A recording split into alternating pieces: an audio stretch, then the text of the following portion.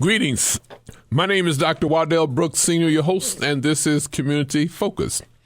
We're very fortunate today to have with us Ms. Rebecca Mullen.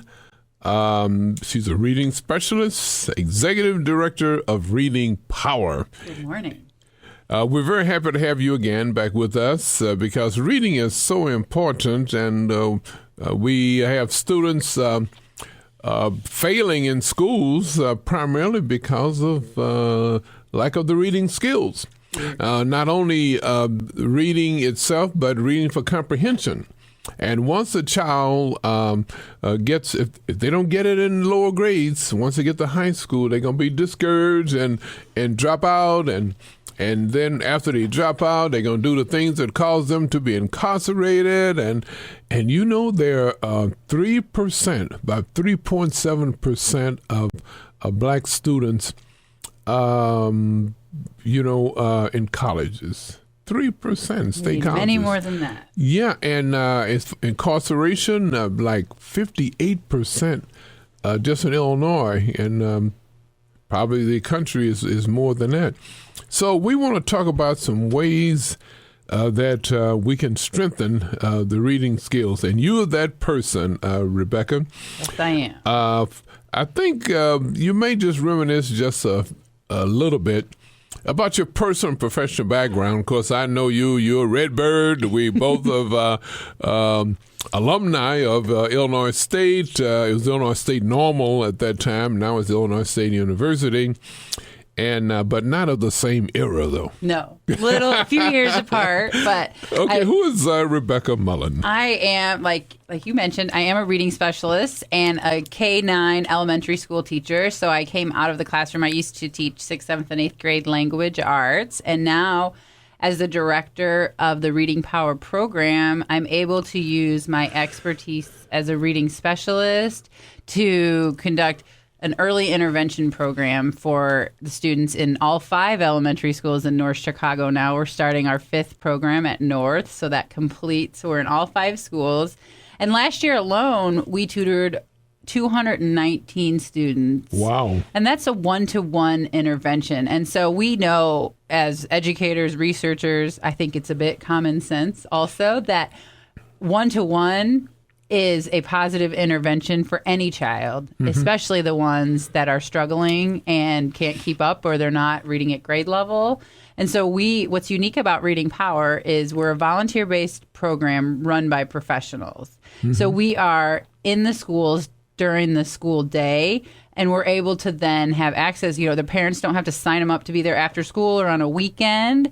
We're able to work with them for 35 minutes. We pull them out of their classroom, but of course the schedules, it's in, with the teachers and the principals. Right. But then we're able to have that child work at their level for that intense time, and then they're able to use the skills they're acquiring through Reading Power back in their classroom. And the teachers know how much more confident the kids are because they're finding success in this one-to-one environment that they can transfer to the rest of their lives. How are those children selected? Great question. So we assess the entire grade 3 times a year. So all the kindergarten, 1st, and 2nd grade students. And then we look at the bottom 20%. And we meet with the teachers. So for the 1st and 2nd graders, we do a fluency measure, which is the rate at which you can read a grade level text. And many of our students, they start at the 0 to 5 range. And so they're not even reading the high frequency words like a or the. And if you're not able to attack a text, you're not comprehending. Okay. And so we use that as an indicator. And then, of course, we work with teachers, and we choose the students who aren't receiving any other district services. So they're not getting special ed or time with the reading specialist from the district. So they're it's the bubble kids who wouldn't qualify for help, but they still need a little boost. And so we're able to accelerate their literacy learning earlier. Tell us about your background, though. Sure. What piqued your interest in reading? Oh, that's a great question. Becoming a reading specialist. Well, I love to read, and it is a very specialized field in education. Okay. And ISU has an amazing program. But when I was a restless undergrad, I decided to spend some time out west in California. and I went to a junior college out there, and one of my professors called herself a literacy advocate, and she worked in the Los Angeles area with illiterate adults who she had done some community events, and she was amazed at the number of adults who couldn't fill out simple paperwork or write their addresses. They didn't have signatures. And so she really saw this need. And then she sparked my interest in it. And I was luckily able to go to graduate school at Illinois State University. And I mean, dynamic professors, they give you a lot of experience, a lot of research-based methods, best practices. So I came into the field very prepared, and then I'm learning something every day. It's really my passion. So. Did you get your master's at Illinois State also? I did. So fantastic. I'm a double Redbird. Well, you're from Evanston right now, but how did you find out about the Reading Power program? When they were seeking a new executive director, our founder, Dr. Mary Jane Hender, who's also a reading specialist, she sent an email out to the universities in Illinois who had reading programs, and luckily it was forwarded to me by one of my professors, and the rest is history. So I came up. This is my 4th year now. I'm starting my fourth year with Reading Power. Fantastic. I met Dr. Hinder some time ago, and I think I had her sitting in the same seat you were sitting in. I know she's on the TV program, and she's the founder, so she'll be. But how much of the history you can tell us about Reading Power? I'd love to. So Reading Power was founded 10 years ago by Dr. Hender and Dr. Reverend Gordon Butcher. He was a Presbyterian minister and a literacy advocate. And they approached the North Chicago School District and began in just one elementary school, A.J. Katzenmeyer, with about 25 volunteer tutors, and then, of course, Mary Jane as the reading specialist and executive director. And now, over the years, we really grew quite organically. We didn't want to grow too quickly so that we weren't able to do what we were doing as well, but at each year we added a program or an afternoon, and now leads us to 2013, 10 years later, and we have 5 programs up and running. Wow. Over 160 volunteers active, over 300 in the past 10 years, and we've tutored over 1,600 students. So it's really a dynamic program meeting a critical need in the community. I think we have an answer for this, though, but why elementary schools targeted?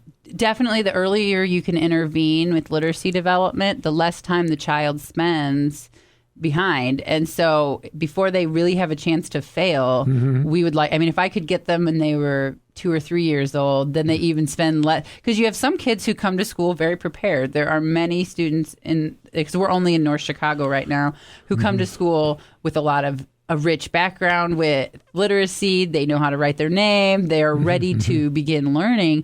But then we have other students who they don't have any books in their home, or they can't write. And so you do see this huge disparity, and then they're all in the same classroom. So the teacher may have 25 to 30 kids, and we're able to work as early as possible with the kids who need it the most so that they don't spend time behind their peers, and then they can really be, because really if you're going to be successful at anything, you have to have a strong literacy base. If you're going to be a doctor or a radio host or a teacher or any professional, you really need that strong base. It's definitely important because it looks easy for me behind the mic here, but there's an awful lot of preparation involved, a lot of reading. And just think of all the reading I've done in 23 years. Exactly. And I tell my listening audience that they don't want to hear me, they want to hear my guests. So, and it is too. And think of how, because yes, part of our mission is to accelerate literacy development, but there's also a sentence in our mission statement about the love of literacy. And that's something you can't quite put a number on or quantitative measure, because think of how different your life would be without these rich literacy experiences, and the doors that may not have been opened, or the worlds you may not have visited without ever leaving your home or the radio studio. And we really want all of our kids to be able to have that rich literacy experience and have a love for books and for writing and carry that into adulthood too.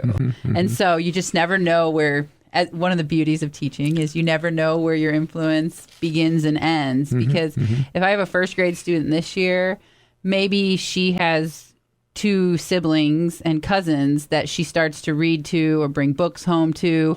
So you never know where the positive influence, how it will change everyone's life involved. And so that's kind of the beauty of it too. It's parental involvement is so important. I can relate. We have 3 youngsters, and they were youngsters, but now adults. One's a principal of a school, one's a teacher in Gurnee there, and my son's an electrical engineer, But it started on that, I tell everybody, living room floor. Yep.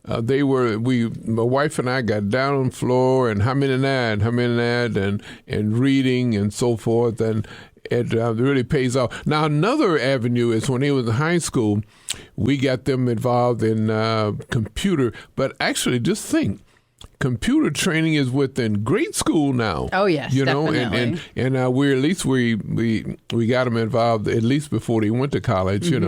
But your reading is so important, even in computers, right? For everything. And we're lucky enough to get to work with your daughter, Cassandra Brooks, at Forrestal Elementary School in North Chicago. And so that's been a great partnership, too. And we are thankful that we have been welcomed into the community. We partner with the administrators, the teachers. Okay. And like you said, it starts at home. And so I really tried to do some family outreach throughout the school year and during the summer and be a resource for the whole community, not just for Reading Power parents. But, I'm a reading specialist, and if I can share my expertise with as many people as possible, I do.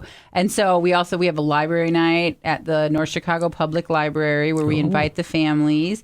And then we do a literacy event, storyteller, where the kids and parents participate together. And then the kids will do a craft or make a bookmark, be read stories. And I have a little meeting with the parents, and we talk about home literacy tips, things you can do at home. And it is, a lot of times parents who are coming to family literacy night, I feel like I'm preaching to the choir sometimes. Right. But even just the affirmation of what you are doing at home or how you can enrich it. And so now that I've been in the community longer, I'm building more and more relationships with the families and the parents, and that makes a huge difference for everybody's success. The kids, of course. So. You're working with Joan Badley, too. She's the librarian for the City of North Chicago. Right? Yes. Fantastic. Ladies and gentlemen, again, the exemplary person that you're listening to is Ms. Rebecca Mullen. She's a reading specialist, and she's the executive director of Reading Power program. They have a program in 5 elementary schools, and just reaching so many schools in North Chicago. I would like to mention that one elementary school just happened to be Dr. Cassandra Brooks, who's received the Academic Achievement Award for Lake County. I think the highest in Lake County and the school. And also she just received another award from the Interior Department in Washington, D.C., where she had the fortune to take a picture with the President Barack Obama. Now, that's the second female in my family that's taking a picture with President Obama. Mr. Obama does like the Brooks family, that's for sure. The wife took a picture with him. August the 4th, 2010, I have to remember August 4th, that's the President's birthday. Yes. And he flew back to Chicago right after the program, and he didn't even offer us a ride back. What was he thinking? and now my daughter just took a picture with him, so this is we're well known in the White House. Yes. Well, and your daughter is so deserving of the award. All that she does for, her students, and then the community, and I was gonna say all the support she gets. A naval support, and she is an excellent leader, and we're lucky to have her up there in North Chicago too. So, well, I know Forrestal is very fortunate, school district fortunate. This is fantastic. Of course, it started from the living room floor. Yep, it always does. Doesn't when she was, and it's where we want to encourage more parents to get involved, because you just never know. I'd like to, before we get too far, how about the funding for the program of Reading Power? So we are a nonprofit organization, and we are funded through corporate donors and private foundations, and then very generous individual donors. And so we have the United Way, Boeing, Discover, Abbott. We have some larger corporate grants, but then many family foundations too, Granger, the Gorder Family Foundation. Oh, yes. So we, it's all private funding so that we are a free service to the school. So the school, it does not cost the school anything to have us there, but they have an extra professional in the building and a one-to-one program, which can be quite costly to implement, especially when there are budget cuts and the needs are so great. And so it's a really symbiotic relationship. We have a classroom in each building, but we're at no cost to the district. And a bit about, just on that note of how you can get involved, we're a volunteer-based program, and if you visit our website at www.readingpowerinc.org, you can learn more about us, but also if you're interested in becoming a Reading Power volunteer and working with kindergarten, first or second grade students in the North Chicago area, you can learn more about us on the website and fill out a tutor application. And, excuse me, and we are always recruiting new volunteers because there's always space to be filled or more kids to be tutored. But we do offer extensive training throughout the year. So you can join. Of course, we're training this time of year because it's the fall and we're starting up fresh. But we do have people join throughout the year. So if your schedule is really busy in the fall and you want to begin in the winter, we do mid-year training. And we get people started at all different levels. And you don't have to be a teacher to volunteer for us. We have people from all over Lake County in all walks of life. And really, we always say you have to have a love of children and literacy, and you can become a Reading Power tutor too. And if you're not able to volunteer your time, which the time commitment is about 3 hours a week.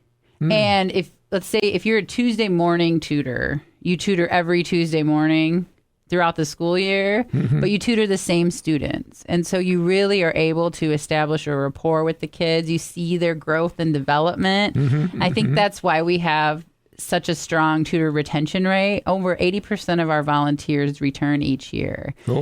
And it's really, I think, the relationships that they build with the students, the progress that they can truly see the change happening. But it's also very challenging. A lot of volunteers will pull me aside and say, here I came to help kids learn to read, and I never knew how much I would learn. And so our volunteers learn a lot about literacy, a lot about education, but then a lot about yourself through any sort of philanthropy, I think, is a personal journey too. And so the volunteer experience is a very rich one. I know you spoke to the North Chicago Rotary Club on one occasion. I think it's time for you to come back again to give us an update.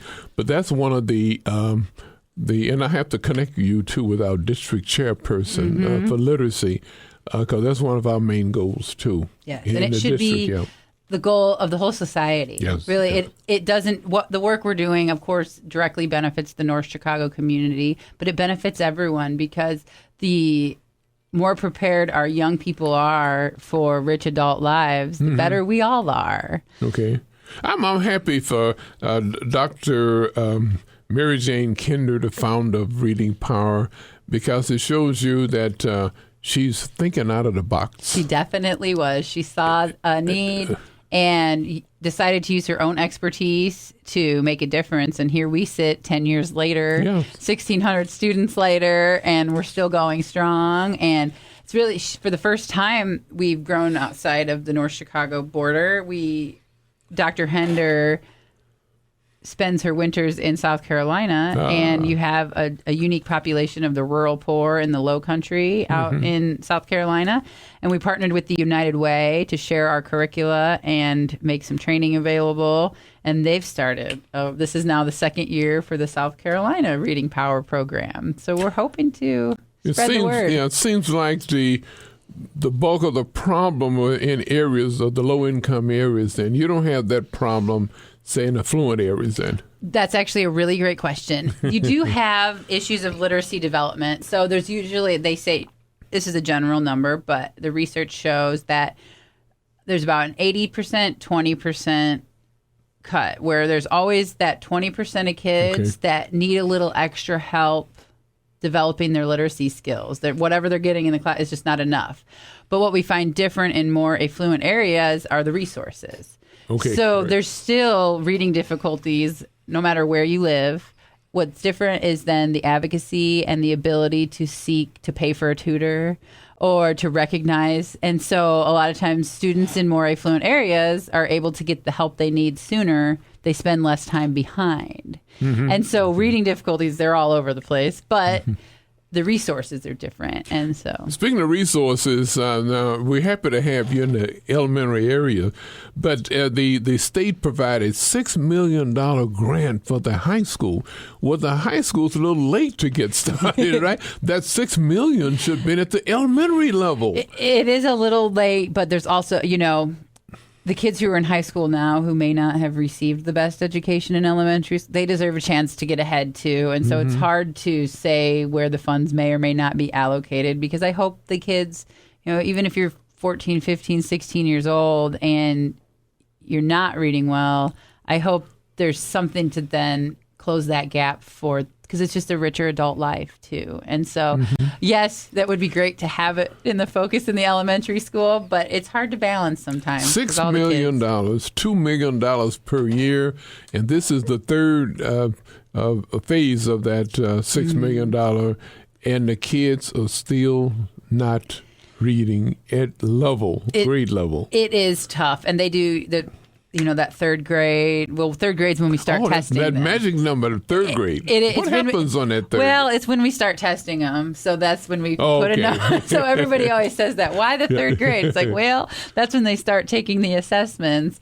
But you do make that switch around, 9, 10 years old when you're not learning how to read anymore. You're reading to learn to acquire new knowledge. And if you've never learned how to read, it's really hard to read to learn. And then it's called the Matthew effect, where it's like the rich get richer, the poor get poorer. The longer time a student spends behind, the harder it is to catch them. Someone mentioned about the brain formation. They got all kinds of and so the earlier, really, we should be handing out books in maternity wards so that no child goes home to a house without books. And it should start as early as possible. But let's hope we can catch up some of the older kids, too. To have a successful program, you have to have a board of directors. Tell us about your board of directors. We have a very dynamic and dedicated board of directors that come from all walks of life. Some are Reading Power volunteers. Dr. Hender does serve on it, but we also have people from the business community serving on our board. So we have our accountant and our lawyer and people from all over. And so it's a really great team to keep us on the cutting edge and to keep us doing what we're doing as well as we can do it. And our board's been really busy for about the past year, planning our 10th anniversary luncheon. Oh, yes. Tell us about that, On October 16th at the Greenbelt Cultural Center here in North Chicago, we are celebrating 10 years of Reading Power. It's an opportunity to raise awareness for our program and the need for literacy intervention early on. And we're also honoring the Gorder Family Foundation and the work that they have done in the North Chicago community and their philanthropy over the years. And we also have the president of National Louis University, Dr. McGahead, will be speaking for our keynote speaker. And we have a Reading Power video. It should be a grand event. It's, again, October 16th from 11:30 to 1:30, so an afternoon lunch. And we hope that if you're interested in learning more about Reading Power, how do they get in contact with to get tickets for the event? You can purchase tickets on our website, www.readingpowerinc.org. I apologize. And you can find tickets there, or you can also find our contact information on the website, and you could give us a call if you had questions or send me an email. All of that's up on the website, and that number they can call. 815-867-7476. And then my email is readingpowerinc@gmail.com. Yeah.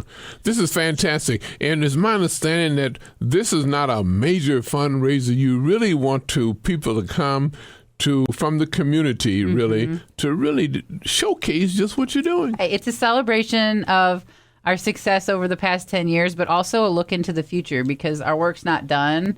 So we're not going to spend too much time celebrating. We want to look ahead and raise awareness and hopefully bring in new volunteers, new donors, new advocates for a better quality literacy life for all of our kids.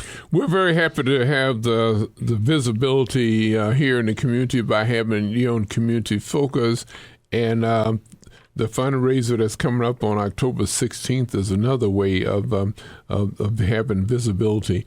But I was wondering about, since you're in the local community, the ethnicity on your board of directors. Wouldn't that be an advantage to having someone? It is, definitely. And we have, in the past, we have had North Chicago community members on our board. Their terms have since, so we're still right in that in-between point where the terms have expired. And so we don't currently, but we do plan to continue that. And so we had Sandra Tucker and Tiffany Duncan. Yeah. We're two dedicated board members from the North Chicago community, but also we had Tiffany was a parent, and her kids, so everybody's schedules change a bit too. But you're absolutely right. As much as we can partner and involve everybody in the local community, it benefits all of us. So. Okay, what about evaluation? Now, I know we haven't talked about accountability, but how can you? How do you evaluate the success of the program? And that's crucial. We need to know that what we're doing is successful. And if it's not successful, we need to change what we're doing because we have precious time with the kids and precious resources in the school. And so on that note, with our initial assessments at the beginning of the year, how we choose our students, 3 times a year, including that first one, in January and then May, we assess the whole grade so that we can compare the non-tutored students to the tutored students so we can see how our kids are doing compared to their peers who aren't in reading power. Yeah. And generally, our students make 2 to 4 times the fluency gains when compared to their non-tutored peers. And so a kid who may have spent the whole year lagging behind his peer is then able to be closer to grade level and then be able to find more success within the classroom because they are feeling more confident. And so our kids do make 2 to 4 times the gains. And then our kindergarten students, they are almost, I think last year was within 6 data points of their non-tutored peers. Wow. So we do find the earlier we can intervene, the more progress our kids make. Well, Rebecca Mullen, we're very happy that you've taken time from your very busy schedule to be with us on not an unfamiliar talk show, Community Focus, to let Lake County, especially North Chicago, just what is happening, how the kids have been benefited at the elementary school levels, which is so important. And you couldn't pick a better name by reading power, because reading is power, right? Reading is power, and I'm really thankful that I could be here, Dr. Brooks, and you are one of our biggest supporters in the community, and so I can't thank you enough for all you've done for us over the years also. Okay. And you're right, in reading there is power. Ladies and gentlemen, this has been Community Focus. My name is Dr. Waddell Brooks Sr., your host.